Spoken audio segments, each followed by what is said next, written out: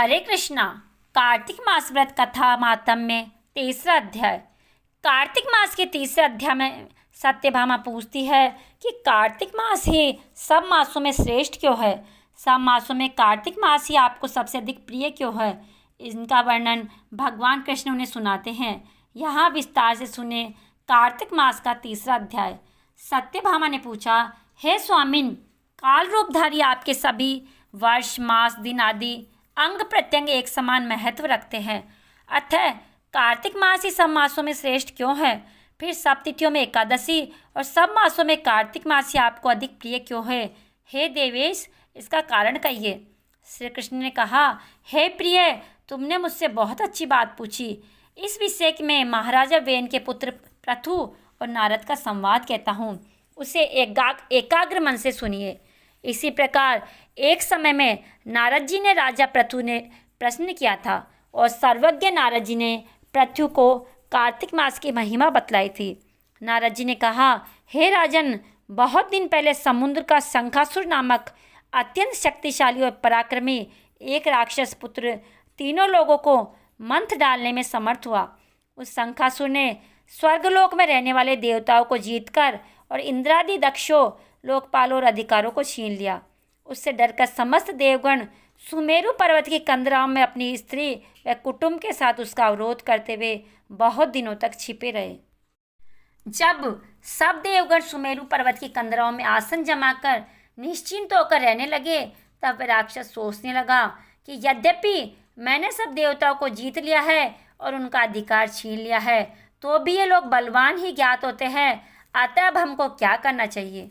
आज मुझे ज्ञात हुआ है कि ये सब देवता वेद मंत्रों से बलवान हो रहे हैं। उनके वेदों को हर लेने से यह स्वतः बलहीन हो जाएंगे। नारद जी ने कहा, ऐसा मानकर शंखासुर विष्णु भगवान को सोते देख सत्यलोक से स्वयं उत्पन्न समस्त वेदों को चुरा लाया। जिस समय वह वेदों को चुरा रहा था, उसी समय बीजों के साथ यज्ञ मंत्र उससे डर करके जल में छिप गए। शंखासुर भी वेद मंत्रों और बीज मंत्रों को खोजता हुआ समुद्र के भीतर घूमने लगा, किंतु वह राक्षस उन वेद मंत्रों को एक स्थान पर कहीं भी नहीं पा सका। इस समय ब्रह्मा जी भी सब देवताओं के साथ पूजन सामग्री और उपहार लेकर वैकुंठ लोक में विष्णु भगवान की शरण में पहुँचे। श्री विष्णु भगवान को प्रगाढ़ निद्रा से जगाने के लिए गाने बजाने तथा धूप गंधादिकों से बारंबार उनका पूजन करने लगे। उन लोगों की इस आराधना से प्रसन्न होकर विष्णु भगवान जाग उठे। उस समय देवताओं ने हजारों सूर्यों के तेज सदस्य देदीप्यमान विष्णु भगवान को देखा। तत्पश्चात देवताओं ने विविध सामग्री तथा षोडशोपचार से विष्णु भगवान का पूजन करके पृथ्वी पर दंडवत किया। तब विष्णु भगवान ने उनसे कहा, हम आप लोगों की इस कीर्तन व मंगल गान से प्रसन्न है। आप लोग अपना अभिष्ट वर मांगे, मैं आपको सहर्ष दूंगा।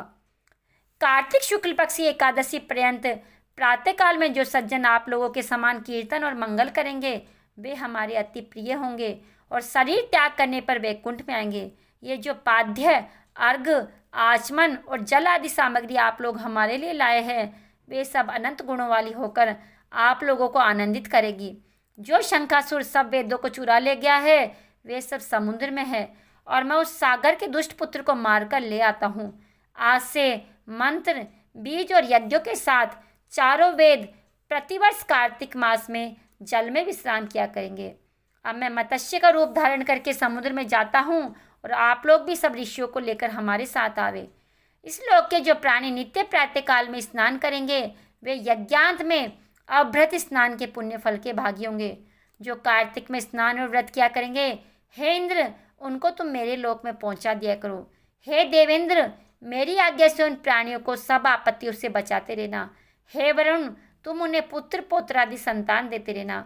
हे धनाधिप कुबेर, मेरी आज्ञा अनुसार तुम उनका धन धान्य बढ़ाते रहना, क्योंकि इस प्रकार का आचरण करने वाला प्राणी हमारा रूप धारण करके जीवन मुक्त हो जाया करता है। जन्म से लेकर मरण पर्यंत विधिपूर्वक जिसने उत्तम व्रत कर लिया है, वह आप लोगों का भी पूजनीय है। आप लोगों ने मुझे कार्तिक शुक्ल एकादशी तिथि को जगाया है, इसी से ये एकादशी मान्य है और हमको बड़ी प्रिय है। हे देवताओं, ये दोनों व्रत विधिपूर्वक करने से प्राणी मेरे समीप पहुँचते हैं। इस प्रकार का न कोई तीर्थ, न कोई व्रत और न कोई यज्ञ है जो स्वर्ग दे सके। यही तक था आज का अध्याय। अगले अध्याय में हम सुनेंगे कार्तिक मास व्रत कथा, चौथा अध्याय। राधे राधे।